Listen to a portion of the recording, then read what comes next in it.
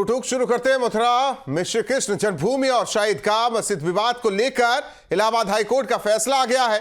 विवादित परिसर का सर्वेक्षण एडवोकेट कमिश्नर से कराए जाने की मांग को इलाहाबाद हाईकोर्ट ने मंजूरी दे दी है, जिसके बाद अब ज्ञानवापी की तर्ज पर मथुरा के विवादित परिसर का भी सर्वे होगा।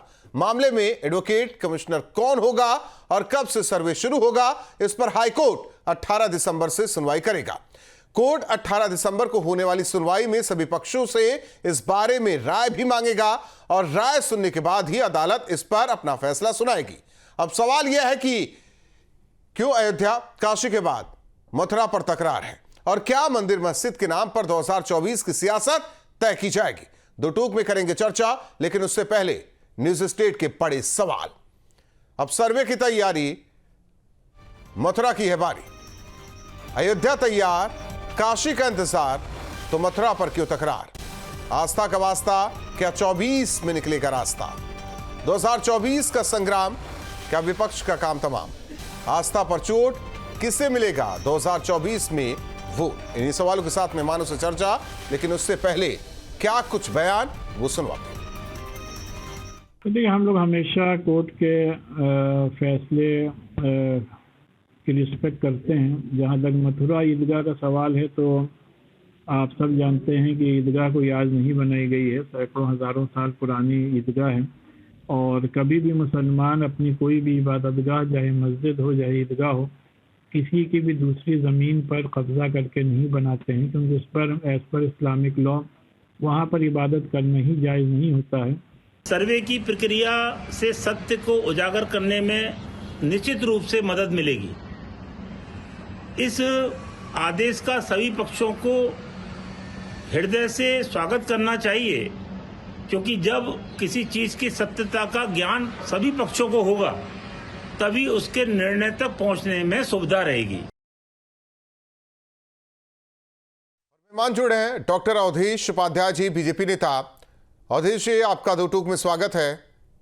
सवाल ये कि आरोप विपक्ष की तरफ से कि ये सब 2024 के लिए हो रहा है।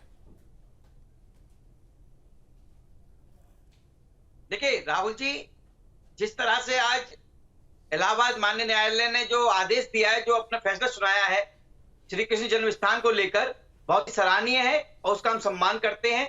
मुझे पूरी उम्मीद है कि जो लोग इस देश में गंगा जमुनी की तहजीब की बात करते हैं, जो लोग इस देश में हिंदू मुस्लिम भाईचारे की बात करते हैं, वो लोग भी इसमें सहयोग करेंगे।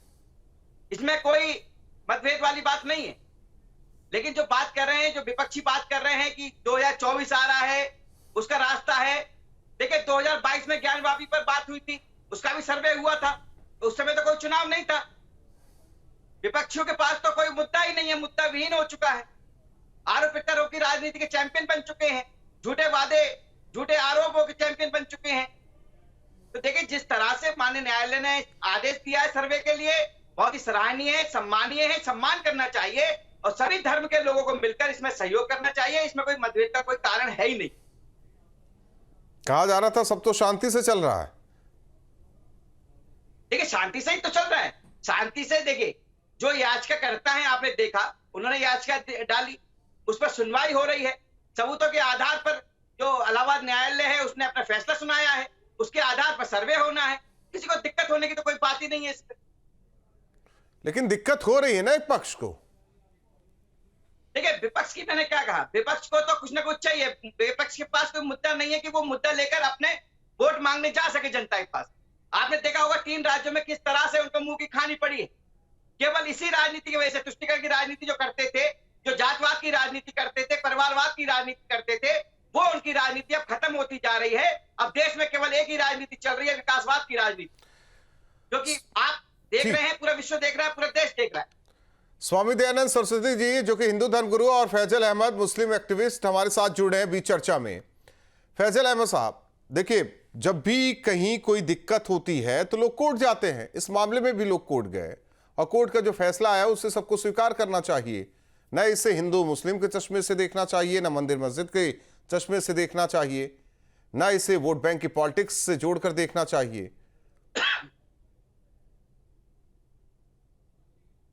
स्वामी प्रसाद मौर्य ने कहा कि देश में जो है 20,000 मंदिर, बौद्ध मंदिर को तोड़ के हिंदू मंदिर बनाया गया, तो उन पर आप लोग ये लोग ध्यान नहीं देते।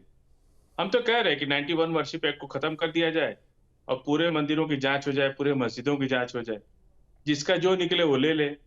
ये राजनीति करने के लिए ये लोग हमेशा अब पार्लियामेंट अटैक हुआ है तो उस पर बात ना हो देश के अंदर, तो ये लोग नया एक शगुफा छोड़ दिए।